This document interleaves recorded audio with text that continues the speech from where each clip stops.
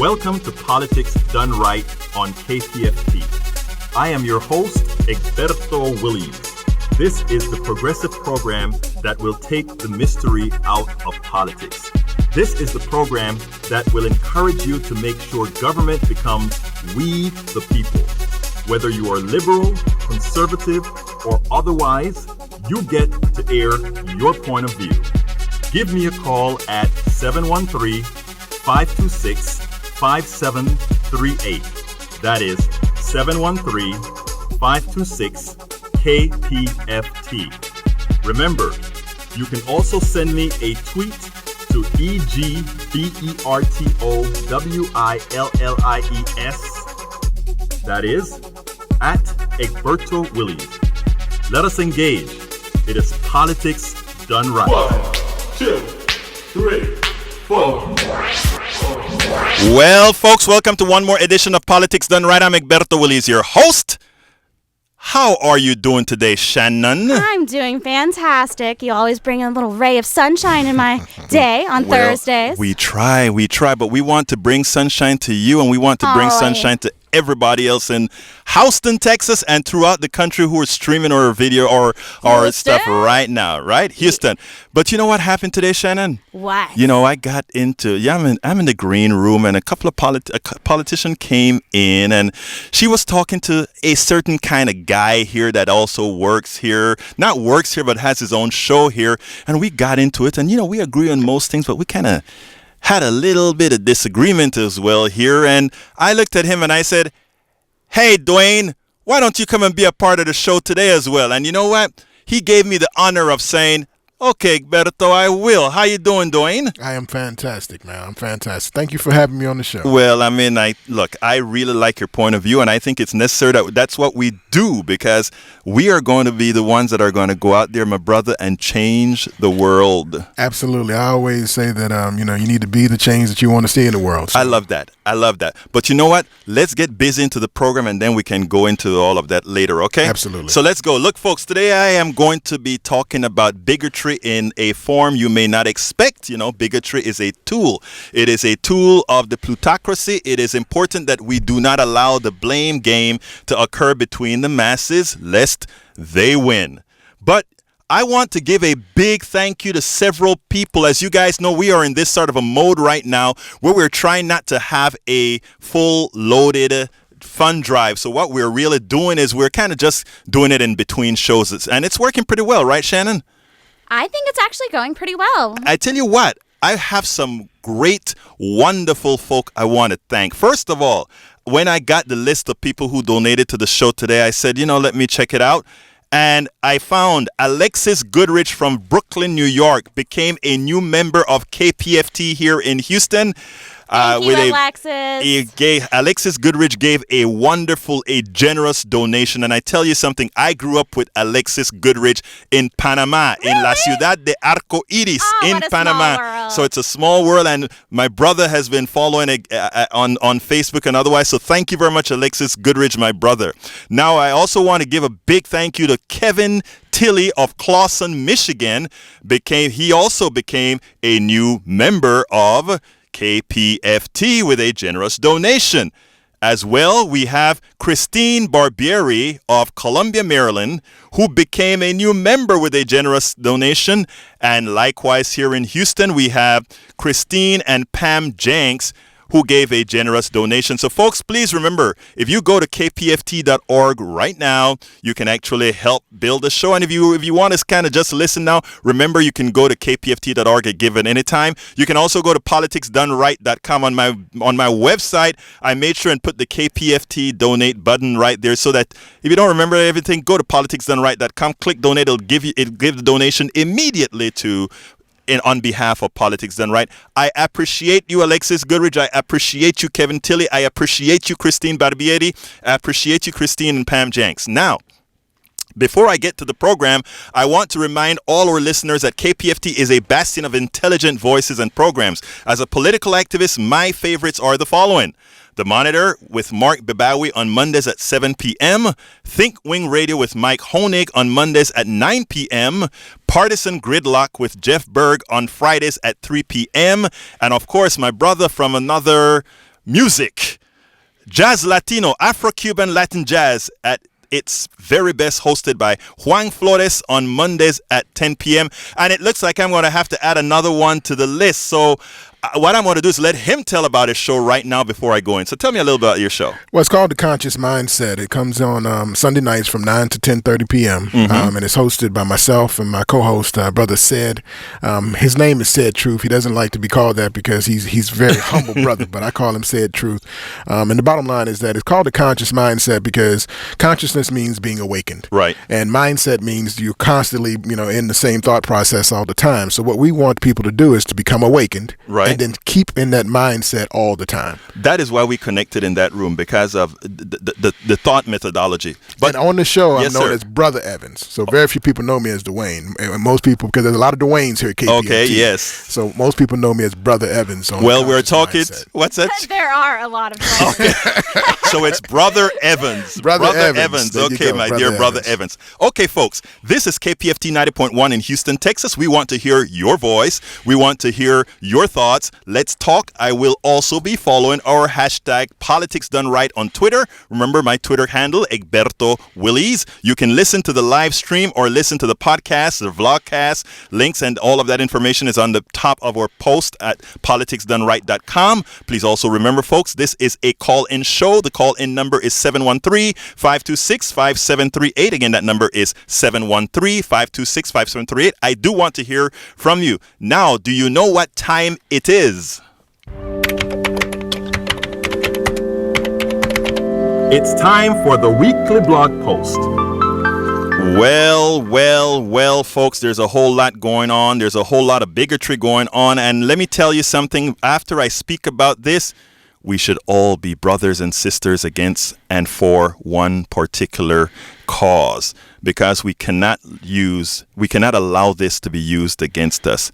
It's what they're doing. We must not allow it. I titled it, America's Backslide into a Vile and Overt Bigotry. Donald Trump has a lot of company in the bigotry domain. Here it goes. I was not naive enough to believe that America had overcome its intrinsic bigotry. As we pass laws to codify equality in employment, equality in education, equality in buying a home, equality in living choices, and equality in most things that affect our external life, bigotry and prejudice would subside. That's what we thought. Why? Because as people were integrated by opportunity and reality, the fallacies of most of the stereotypes about each other would become moot. Americans would see that basically we all want the same things, we all have the same abilities, and we all have the same faults. That is a very dangerous result for a plutocracy. If a vast majority of people learn the old divisions and delineations were but social constructs to control, then control by the few, control by the puppeteers, control by the plutocracy is lost. When control is lost, democracy is born. Liberals have been demonized because, as opposed to seeing enlightenment as a threat to the status quo, they see it as an egalitarian must. If society becomes too egalitarian, the few at the top can no longer hold the preeminent position, because society at large would realize that success was largely built on the backs of the masses. Name any billionaire or millionaire. Name anyone. It's not difficult to prove that his or her success is built on the collective knowledge and work of the masses. So, how do you keep a structure where just a few capitalize on the work, service, and intellect of the masses?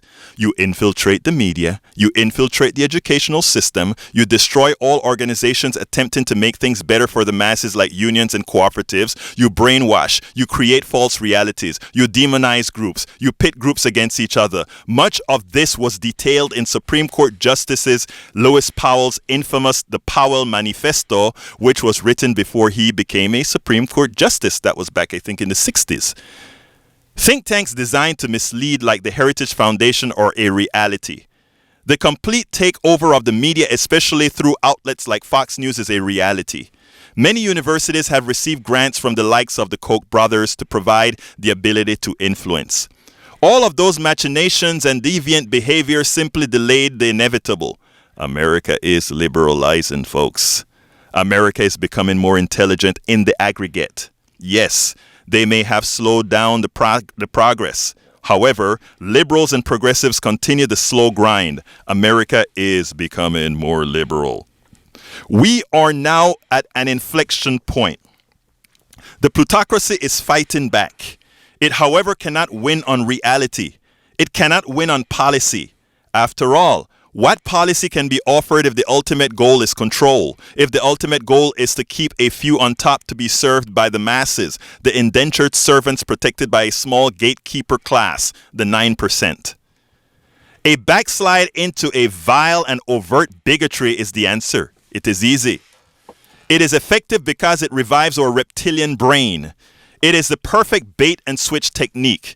But it's even more effective when one can use massacres that many times occur because of policies effected by the plutocracy. Check it out. Our daily killings with guns and can be directly attributed to the policies that flood a market with guns at the same time, policies that create a bad economy for many, leave many in despair. Islamic terrorism can be directly attributed to our involvement in countries that allows our businesses along with the respective countries' autocrats to pilfer the masses. Does anyone believe Islamic terrorists hate us because they hate our freedom? How silly and that's ridiculous. They hate us because we decided to mess with them. If we left them alone or had real equitable relationships, they would not care about us. So, what is the plutocracy to do? Donald Trump and his ilk demonize Muslims.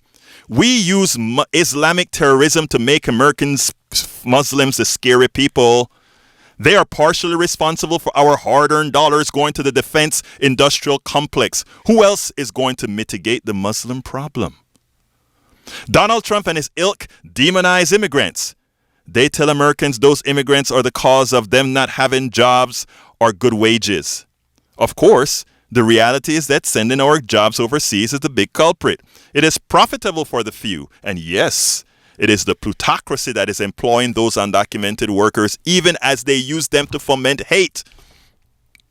Not to be outdone, it is common knowledge that existing while blacks in a let me back up because this is a sentence I want to get right and I want all people to understand quite well.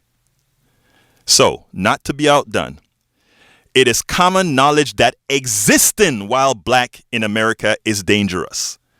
The police, more so than the general population, get good real-time target practice as they gun down many. They do not mind paying the suits where irrefutable evidence show the reality of wrongdoing. After all, it is just a cost of doing business. The business of caricaturing those people as more violent and deviant than others. Think about it. Ensure the majority think these folks in general are dangerous and we need a police state to keep them under control. And of course, we have our Supreme Court Justice Antonin Scalia ensuring that we know that these lesser people need to be educated at lesser universities so they can keep up with their lesser lives. Folks, the plutocracy is on its deathbed. Let us remember that we are one people. I don't care what you are, who you are, black, white, blue, green, yellow, Asian, Muslim, whomever.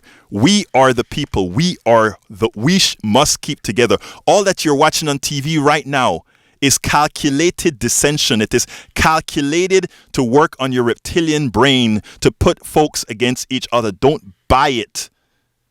Don't buy it. Appeal to the better side of you. We all have our prejudices. We all do.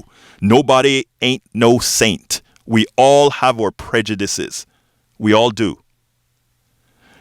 But as we liberalized, as we've been educated, we taught ourselves otherwise. And in teaching ourselves otherwise, most of us have changed. Don't let that change. When our sun is about to die, it will get extremely large. It is then that the earth will be burned to a crisp. A dying sun will burn the earth to a crisp. In other words, Just like a dying sun can effect irreversible damage before dying, so can a dying plutocracy. There is a difference, however. A dying sun follows the laws of nature, which is fixed as we know it. We, however, determine what a dying plutocracy can do. If we engage, we can prevent the death from killing us all. The death of the plutocracy, we can prevent from killing us all. Folks, the telephone number 713-526-5738. Again, that number 713-526-5738. Before I go to the caller, anything you want to add to that, my dear friend Dwayne? Hey, man, you did a great job of laying that out. This country is, one of the things when I do, because I do a lot of international travel. Right. And so whenever I travel international, it's always good to get an idea as to what people think of us. Right. They laugh at us. Yeah. They laugh at us because we are so uneducated as a society. Right. We really do fall for the so-called okie doke. Right. And I remember this one quote, and I'll never forget this quote when I first saw it, and it really makes a lot of sense. And it's a quote by Lyndon B. Johnson, and he says, if you can convince the lowest white man he's better than the best colored man, he won't notice you're picking his pocket. He'll give him someone to look down on, and he'll empty his pockets for you. Prescient.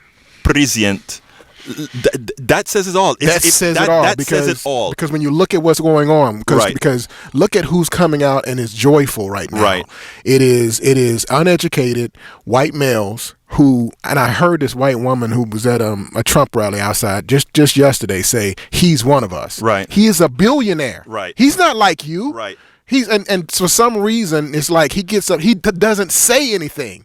He just has that bravado, and he said, and think about who he is demonized. Right. He has demonized the Mexicans. Well, let's just go with all people of brown coming from the southern portion of this world. Mm-hmm. Then he had a black activist get beat up at his rally, and he said on national television, a presidential candidate said he should have been roughed up. Exactly. Okay, he got away with that. Yes. Callers, I'm coming to you right now, but I want to get Dwayne to finish this topic. No one in his rallies who have all these people have beat, not one person has been held accountable. Right. Okay, for his, and then he says this yesterday. If you notice, every time he takes a little hit in the polls and starts going down a little bit, he gets more and more extreme. Right. But one thing that is being exposed is being exposed as to what nerve he's hitting on. Right. And there are several white supremacists that are coming out now. Yes. And actively saying he is causing a major uptick in what's going on here in the United States. Yes. And I agree with you 100%. What you laid out when it comes to pitting us against each other, it reminds me of a quote, and I'm going to let you get to the callers. It reminds me of a quote from Wayne Dyer years ago. He said that if you cut us all open and spread us all out, all our insides, and spread us all out, our skin only composes 1% of us. Very small amount. 1% of us. Why is it that the people in charge, why is it the people that have the most to lose keep us constantly pitted against each other? It is just for that reason. And that's the whole purpose of the blog. Folks, Dwayne, you're absolutely...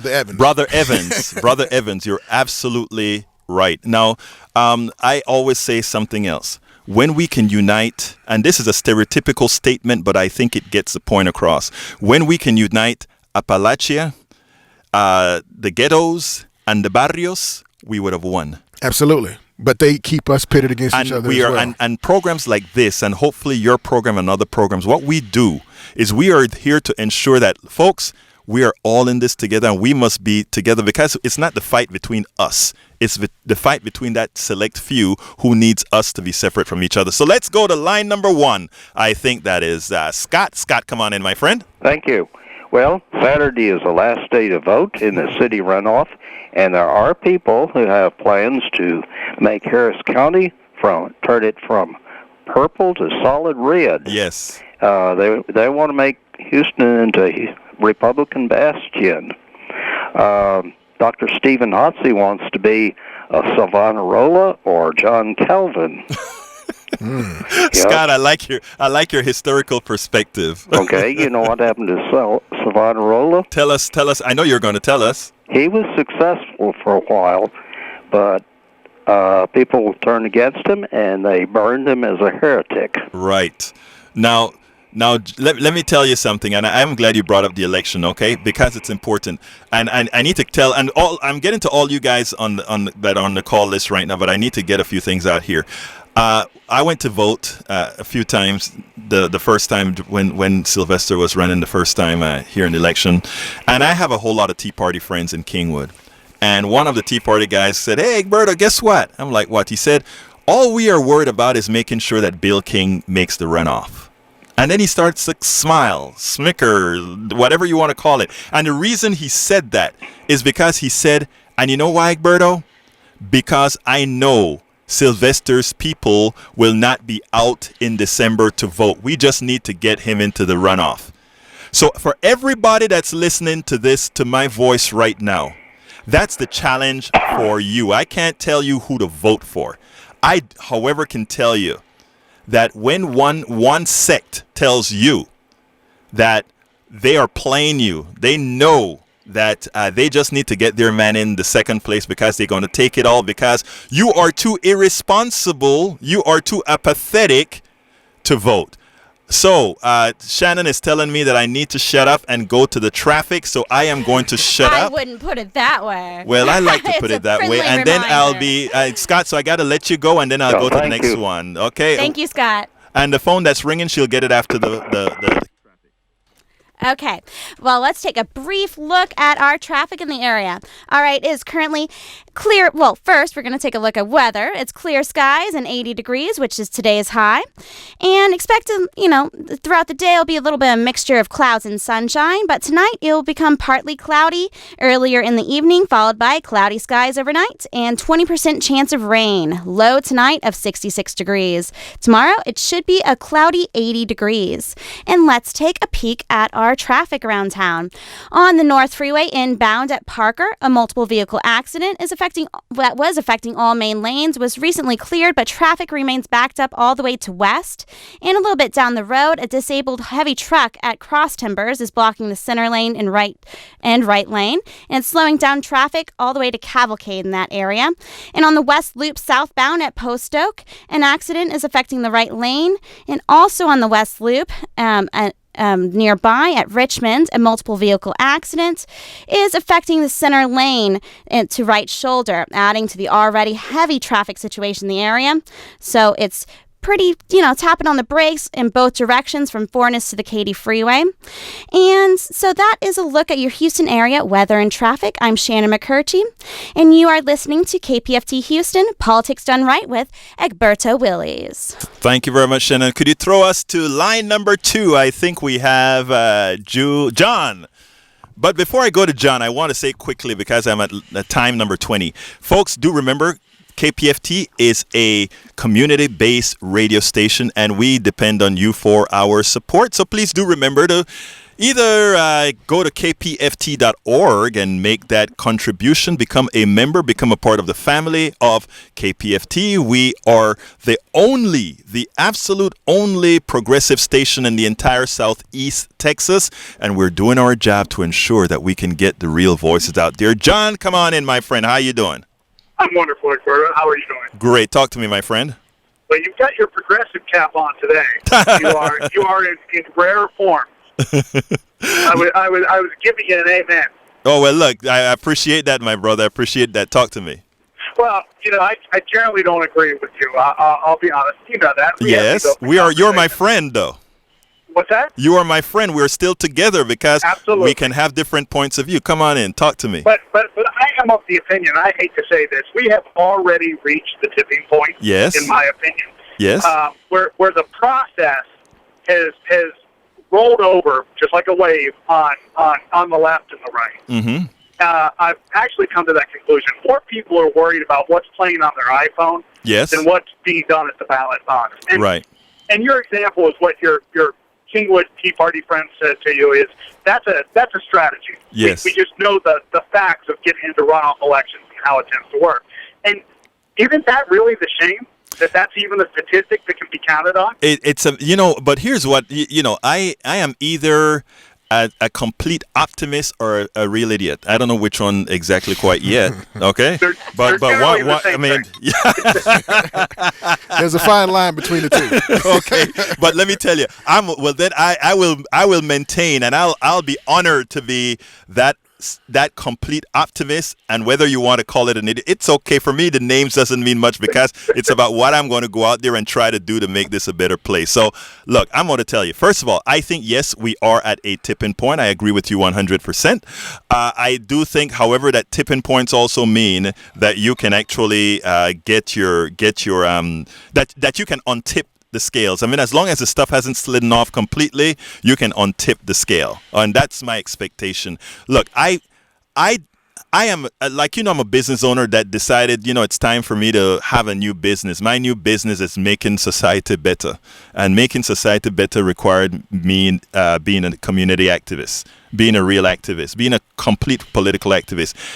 I think for the sake of my daughter, for the sake of Shannon, for the sake of the young people out there, I think it's essential. I think it is essential that we have people go out there and try to make that change. And while I'm going to let Brother John into Brother Evans. You need to write it down, my man. Yeah, Brother Evans have a little comment on that. Well, I completely agree with you that it is a strategy, and I've heard that strategy. And I was talking to Miss Provost just last night about that is a strategy that has made this election a lot closer than what it should be. When you look at just the tactics of when you look at the commercials, it's one of hope and inspiration, and it's one of just all about crime. It's all about the negative. It's all about what's going on, which is it's all about fear-based. And once again, they understand their people. You scare them to the polls, whereas we need to be inspired to go to the polls. Right. Unfortunately, unless someone is inspiring us, we don't go to the polls. However, we need to actually take full advantage of this opportunity. I agree with you. I am an optimist. Right. I am an optimist. I say be careful for those who think they can change the world, because they just may do it. And so because of that, I think that this election is going to be different. Don't ask me how I know that. I don't have any proof. I don't have any evidence, but I think this is going to be different, because I think people are starting to finally, and it's on a Saturday. Yes. It's not in the middle of the week. Tuesday, yeah. It's not a Tuesday. People don't have to come home from work after 5, 6 o'clock and then go to the polls. Right. It's on a Saturday from 7 to 7. There's no excuse. John, what's your point? What you want to say? Well, it's just, look at the conversation we're just having. Mm-hmm. We have already established in our minds there are expectations of who's going to vote for who and why. Okay, we're not even talking about issues. We're talking about people. Okay. We're going to vote this way because of our skin color. John. Let me just correct that in one thing. And first of all, I want to give you something first of all, and that is, it could come across that way because I didn't preface the difference in policies. Okay, I should have. We can do that. No, and I know that. No, I know that. But you see, we only have an hour show. I understand. But there's a major difference between the policies. I could have talked about just one thing that really hits me, and that is, I believe in my firemen. I believe in my policemen. I believe in retirement programs and not the fallacies of 401ks. That's one issue. Why would I want to throw that onto people who are, I don't want to. There are several other issues as well where it comes to as property, the prices of homes rise. Why should taxes not rise? I mean, why should the percentage still rise to cover all the different things that are needed in the city? One guy says, I'm going to cut with big holes in the streets and underserved communities. There are a lot of real issues I could speak about. You are correct that, we just put the names out there. So rest assured there are also reasons. Go ahead. Well, it's just my point is, and you go into the arguments between the two candidates. Mm-hmm. I don't get to vote in the election because of where I live. Right, my you point told me is, that. And no one's making me afraid other than hearing about big potholes and wanting more police on the street. Right. Okay, if I were getting to vote and that's the message I was hearing, I hate having flat tires from potholes. Yes. And especially if I was paying into that, yes. I'd want them to be taken care of. Yes. So to me, that's more of a logical argument. Now, right. The whole taxes thing, a lot of people, and myself included, wages have stood relatively flat. Yes. But taxes in certain districts have still gone up. Right. You know, I'm paying for my house more this year because the county thinks it's worth more. Right. And I said, okay, write me a check today because I'll sell for what you tell me it's worth. Right. They weren't willing to do that. And yet, you know, my house payment went up almost $200. Look, but let my me tell income hasn't. So John, you're I right. understand the issue. John, you're right, but here's the thing, right? And you're one of my favorite conservatives, okay? And one of the things that I like to talk about when I speak to, let's say, somebody like yourself, is to say there are structural problems within our economy that should have mitigated the price of property going up at the same time that your wages have not. And here's the reality. Your wages have gone up. When I speak about your wages, I'm speaking about you in the aggregate. Your wages have gone up. The only difference is that your wages the increase in your wages went to the insurance companies. Because don't be fooled by what they tell you on the news. People's wages have been going up. It's just that it hasn't been going up to people in their pocketbooks. You know, I mean, the health care that people are getting on these jobs, you know, I am a self-employed person. I have to pay the full percentage of the full amount of my health care. I have to pay the full 15% in Social Security taxes. So I am taxed. If there's somebody who could say I could be a Tea Party person, it's me. As is my father. As is your father. He owns his own business, but Absolutely. he's far from a Tea Party. Exactly. So what I'm saying is, if you look at the amount of taxes that I pay in all the different domains and the amount that I have to pay for healthcare compared to somebody who is gainfully employed, it's a big difference. I have room to complain. A lot of the thing about it that I try to get to many of my conservative friends is why you need to join all of us together. Why we must all work together is because there are systemic reasons that the people that you support in general, and I said, and remember we are in the aggregate here, the people that you support in general do not support these policies that would ensure that as your taxes go up because of the value, because remember, the value of your home goes up because there's more demand for your home, and the demand goes up because there are more people able to pay for it. The problem is there are very few people who that applies to. Absolutely. And one last point, though, to point out, and you know this, all politics is local. Yes. Okay, so the things that I find frustrating with government, you know, local and otherwise, that's how I vote on those particular issues. I don't care whether the candidate's white or black or whatever. It's what matters to me. And I'm going to tell you something, John, and I want to come on, and then Brother Evans wants to have a little input as well. But I want to tell you one specific thing here, and it goes like this. Of all the voters color base, I can tell you one thing, and I can give you proof if you need it on my website later on. Black folk, a lot of people think, if somebody is black, they vote for black folks. Black folks are some of the least people that you can count on to vote by race. And I know it's hard for folks because the plutocracy won't tell you that. They make it look like black person run in, somehow you get a black vote. I can tell you that one of the group of folks, and you can go to Mississippi, Alabama, and all these other places and see otherwise. But I got to let you go, and then I got to bring in Brother Evans here for a second. I'll be listening. Thank you very much, John. And keep on calling, keep on listening, and encourage others to get involved. Okay, buddy? Yes, sir. Bye-bye. Bye-bye. You know, you see, the problem that I have when it comes to the two different parties is that when you look at the situation, a lot of people get upset when you have one group saying, I'm going to cut. Right.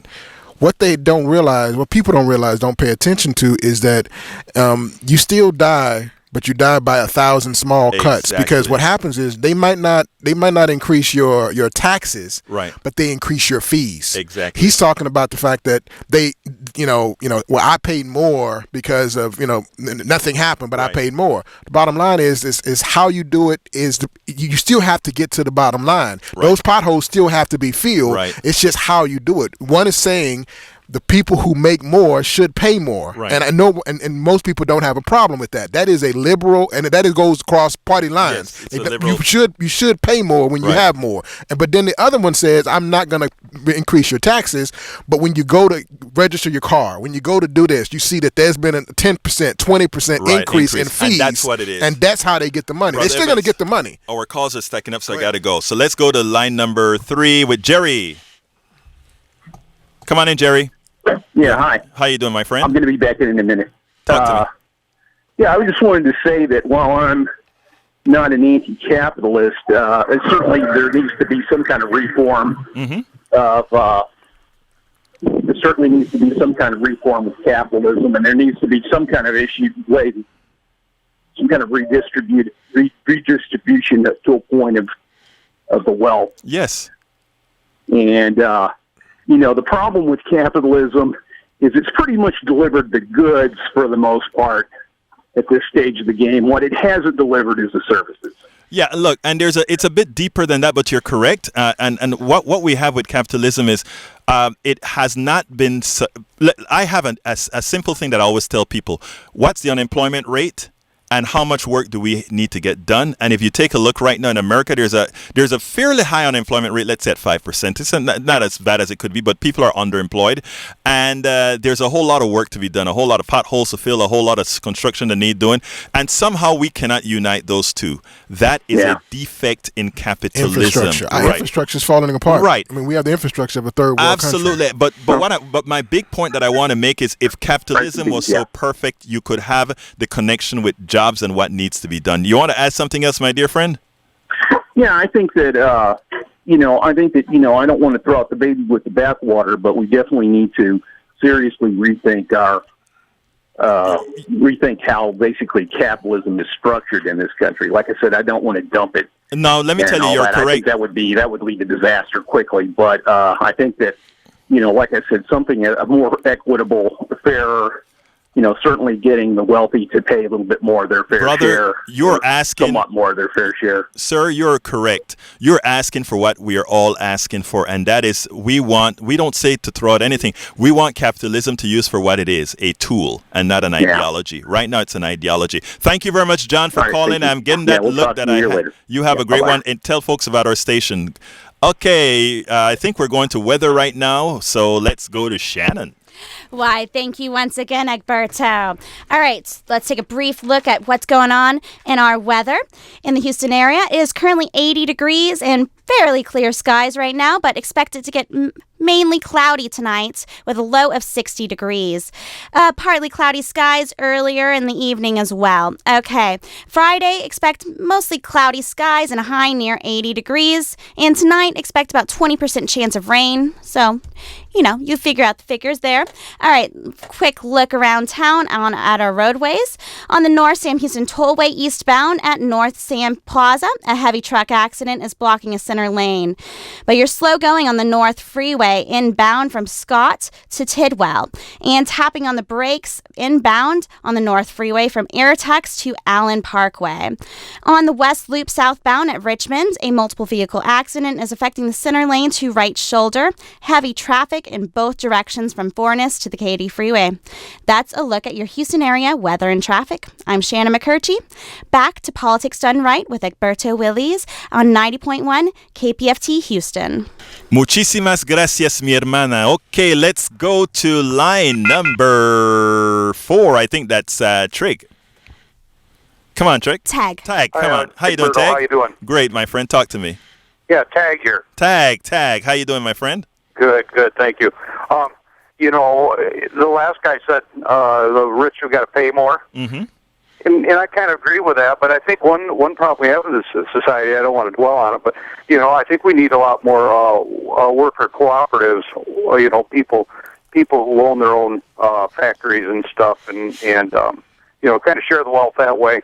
But let me stop you there. Let me just stop you there before you go any further.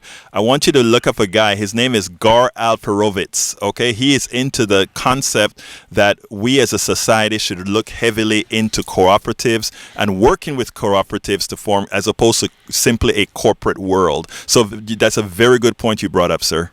Yeah, and earlier you guys were talking about Trump, I think. Yes.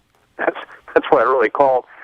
It's to me it's kind of funny because I think Trump's doing just what the right wing or the neocons have done for a long time, but they never really came out and talked about it. Right. And Trump's so bombastic, he'll just come out and he kind of wears everything right on his sleeve, I think. But he doesn't mix any words, and a lot of the Republicans will kind of keep a lid on things. So, and it's interesting to see how so many people have levitated towards Trump now that he's coming out and actually saying these things, and people are really showing their true colors. So, well, the thing about it is, like I said in the blog piece that I wrote, they are appealing to our reptilian brain. Okay, the first thing that you look, when we are educated, we can actually, like I said in the beginning of the blog post, we can see each other as equals, because if you work among all kind of folk and you see all kind of folk doing the same things that you're doing, you hear about all the other folks talking about their kids like you talk about your kids,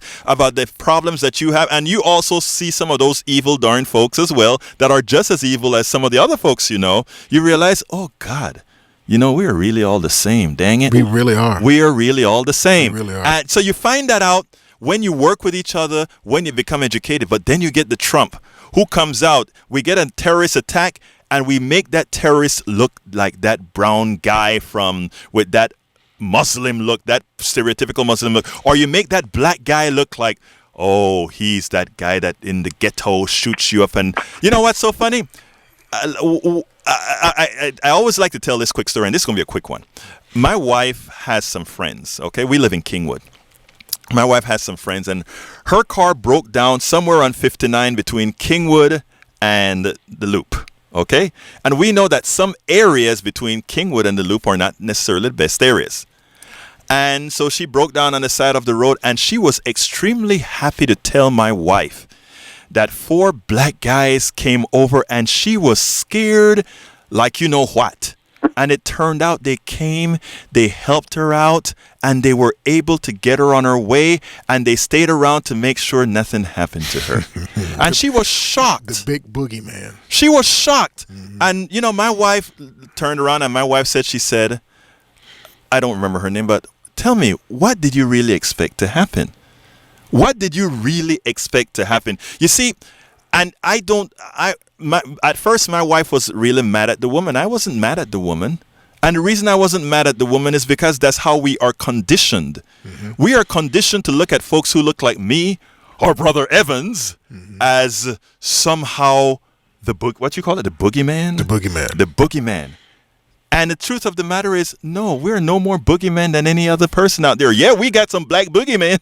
When you mentioned Trump, earlier, one of the things I left out when I talked about he's demonized all these groups of people is he's done that to black people as well. Remember a couple of weeks back, he retweeted a neo-Nazi. Exactly. A fallacy. A fallacy that 81% of white people are killed by black people. Right. And I mean, that's ridiculous. But here's what is a funny thing about these statistics, Tag.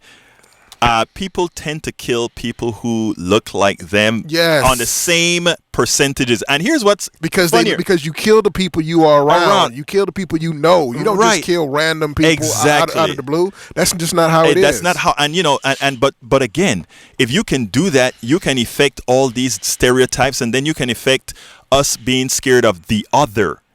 I am not scared of anybody. You are not scared of anybody. And what we are trying to do in this place is to let folks realize, hey, folks, let's really... Yeah, go ahead, Tag. Let me say this much. I'm from Michigan. I have, I see people... my daughter has a gun now. She was held up one time or robbed. But, I live in Houston. I don't have a gun. I've never had a gun, and I really don't care to have a gun in the future. And it just baffles me why people think they need to have weapons like that.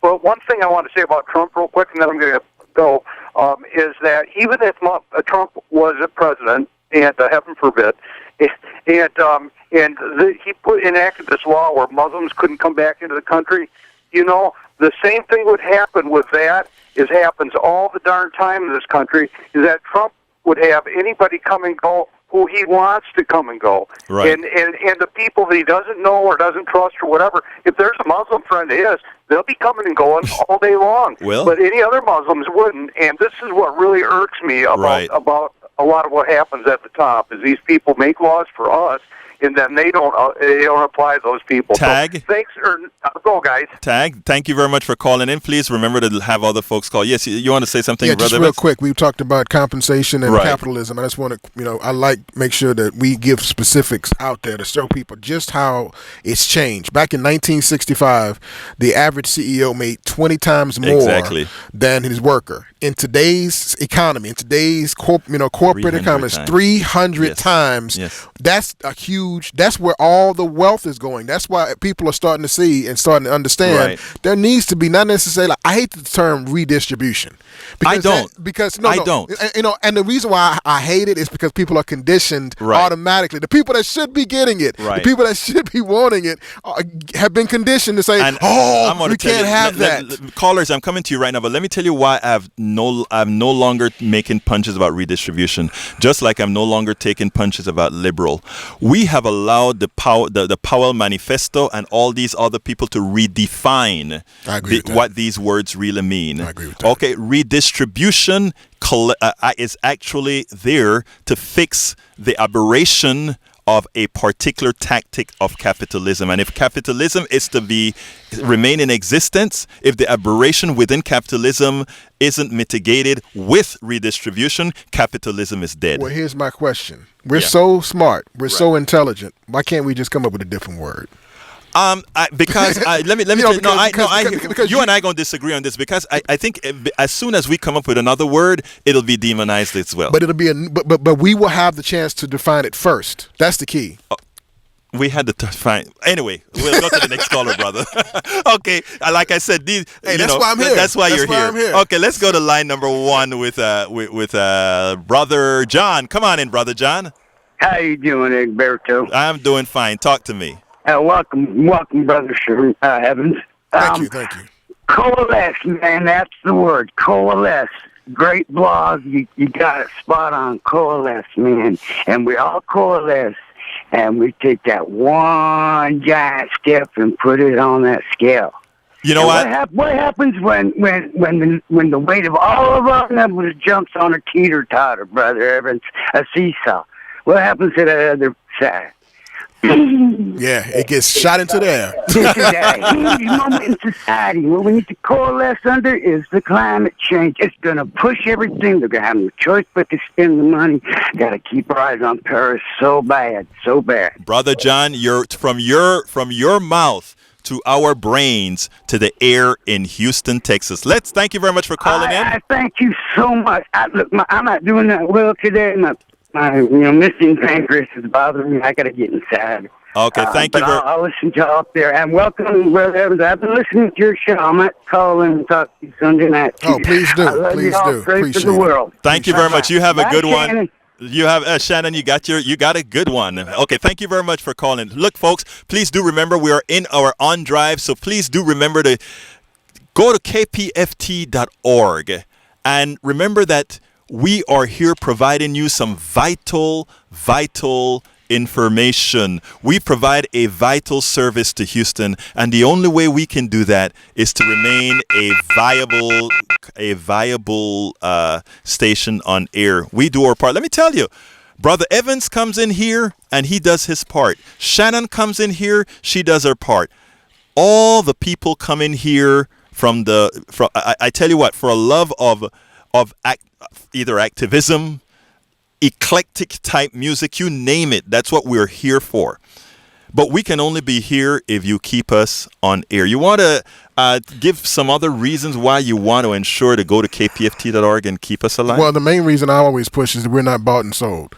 I love that. There's no limitations on what we specifically can say. That the great thing about it is we have the freedom as long as we don't disrespect, as long as we don't do the things that, of course, are immoral. But we have the freedom to be the voice, and we allow the people. We don't censor the calls. We don't censor what you can and can't say. We don't have corporate sponsors that tell us what we can and cannot do. So we are 100% supported by the people. So this is the people's radio station. And folks, we give you. Not only do we give you relevant information, we are not here to spin. So if you listen to us, you know what you see is what you get. But I want to ask you again, go to kpft.org and become a member, become a part of the family, because being a part of the family, you also have access to what we are doing here. So thank you very much for being a part of it. Now let's go to line number 2. Come on in. I think I have Mike. Come on, yes, Mike. You do, and I have a political point I wish to make about party politics. Yes, sir. But before I do, I would first like to make a statement about your last subject here. Yes, sir. And that is, I'm really, when you talk about poverty, I'm in poverty. I am real poor. I live on less than $500 a month. I'm multiply handicapped, and I have a 3-bedroom house I got to take care of here. So you can imagine how far $500 a month goes. And I have renewed my membership to KPFT twice this year, and am planning on giving another small pledge during this undrive. So all you people out there that are making more than $500 a month, if you haven't upped your membership this year, get out there and do it. It doesn't cost much, and it gives back a whole lot more than what it costs. And also, I'd like to say, all you people out there that are members that aren't voting in this board election, man, they're having a heck of a time trying to meet a quorum. Man, just take the 15 minutes to get your ballot out and look at those names, look at their statements, and fill in a few names in their spots, and send that ballot in so KPFT can go on and do what it's been doing a great job of for 45 years. Look, I really appreciate those thoughts. Mike, is there anything else you want to add? My political point is we've had a broken political system since the beginning of this country, a two-party system. We've had a few little intermediary points where the third party has come in and tried to broaden the dialogue, but the problem is they usually stretch to one end or the other of the spectrum. In the 2008 election, approximately 28% of the people, of voters, identified themselves as Republican, and 32% identified themselves as Democrat, adding up to less than 60% of the total deal. So more than 40% of the people out there are in the middle, and that's what this country needs, is a third party in the middle.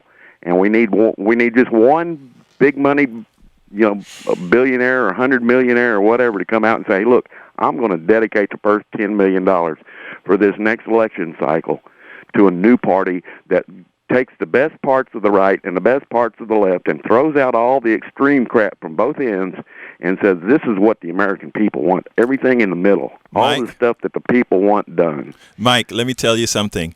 And you know how we get that done? Exactly what we're doing here. You know how we get that done with your thoughts on air. You know how we that's why I'm asking more people to send money into KPFT to keep it going. Thank you very much, Mike, and you have a wonderful day. We do appreciate you, and we hope that later on your financial situation improves as well. With all my handicaps and illnesses, I'll probably never get anywhere.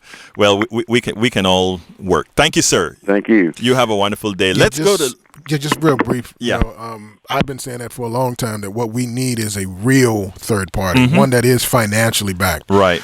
Because America is way more left than what the moderate Democratic Party takes us. They have moved more moderate than what I ever thought they would be. Now, I wrote a piece at Daily Kos that said exactly that. Of course, people were like, oh, yes, well, how? Well, the thing about it is the problem is how people define left. And the reality is they have moved it in such a manner to make it sound that it's not the case. You're correct. Left is right. Let's go ahead and go to line number 3. Let's see. Matthew, how you doing, Matthew? Matthew, you're on? Yeah. Bad connection. Okay, seems like we have a bad connection. You want to call back? Okay, let's call us back and let's go. Is this better? Yeah, that's a lot better. Go ahead, Matthew. I'm sorry. I listened to your show separately, and I just want to ask you about something Brother Evans always talks about, to comment on him promoting using our purchasing power as our strength, as a voice, and I'll hang up and listen. You're absolutely right. Our dollars dictate everything. And once we start, one of the things that a lot of people see, even if you notice, the press is so controlled. This was the worst Black Friday ever. 10% down. Yes, in the last 5 to 10 years, it was by far the worst. It was because people literally said, we're going to withhold our dollars. Right. And once people said that and actually put it in motion, then that's how you affect change. You affect change with your dollars. You don't affect change, unfortunately, by marching in the streets. You affect change by hurting the pocketbooks of the people in charge. I want to say something about the marching in the streets, and then I'm going to go to James. You have to march in the streets. And by the way, marching in the streets as well affects business. Well, like it's how happening you march. in Chicago. Like, for example, exactly. perfect example, Chicago. On when the they mile. marched in the street, they didn't Yes. march in their neighborhoods. Exactly. That's the problem. They're marching in their neighborhoods. They need to march where it affects the dollars, Exactly. like they're doing in Chicago. That's smart. Exactly, and that's what I want to read there, because I don't want our activists out there to think, oh, throw their hands up in the air and how think you march. Exactly. So that is what we have to make sure. Yeah, but marching in your own neighborhood is not going to get it Exactly. done. And burning your own neighborhood is not going to get it You done. go where the You power go where the power structure is. Exactly. Okay, folks, let's go to James. Come on in, James. I think you may be the last one. Maybe take another one if somebody else calls in. Come on in, James. Thanks for taking my call. Absolutely, sir. First of all, to kill a snake, you have to cut off the head. and you guys are dealing with a lot of issues that are very important to the interest of the people. Thank you, sir. My thing of it is, our worst enemy right now is wealthy people and the media. They control the media. And the reason we can't change the definition of what the brother had, redistribution. Yeah, because the media controls the definition. Who gave the definition of Obamacare? Exactly. Where that come from? You see? Yeah. So when we say Obamacare, it's defeated already. It's not a thing that we take serious. And so what I'm saying is we have to start trying to, some kind of way, get the media to actually take America's concern at heart. And another thing, when Trump made a comment about Mexicans, why wasn't it brought up that the richest man in the world is a Mexican? Yes, Luis. It's interesting. Again, remember, let me qualify and tell you why he doesn't do that, or he doesn't need to do that. I know everybody understands the concept of privilege and white supremacy, okay? When you come to somebody like, I had his name on the tip of my tongue and then I immediately forgot it. He is not Mexican, okay? You have to remember, Trump is not American, okay? And Prince Abdullah is not Muslim, okay? What we have to understand in this country, right? And by the way, and Shannon is not white, okay? The reason I'm saying that is we have to understand the concept here. And the concept here is when you have reached a certain level of power, you are no longer classified within the body politic. You are above that. Boom. That sounds great. There you go. Absolutely. And the problem that you have a lot of times is if you notice, Trump did make one slight change to all Muslims. He said the ones with money, the ones coming here to do business, they're welcome. He's always demonizing That's the one. what's so messed up about the whole thing. Exactly, you know? exactly. So whenever he talks about my friends, I have friends. Right. That's people that are rich like him, Exactly. or wealthy like him. And he doesn't see color when it comes to that. And money. And Appalachia, he just needs their vote. But we are coming to the closing of the show, and I want to remind folks as well to please go to kpft.org now. We're having no more calls. Thank you very much, James. I forgot to. Thank you. And look, All right. you keep calling and you keep listening, okay, my friend? You keep talking. Thank you. Thank you, sir. Now, we are coming to the end of the show, and please, folks, remember to go to kpft.org. We're a community-based radio station. It is very important that we stay on air to be able to provide these types of information that we are providing to you. Now, kpft.org. And it's all about you. I'm Egberto Willies. Have a wonderful day. Done right.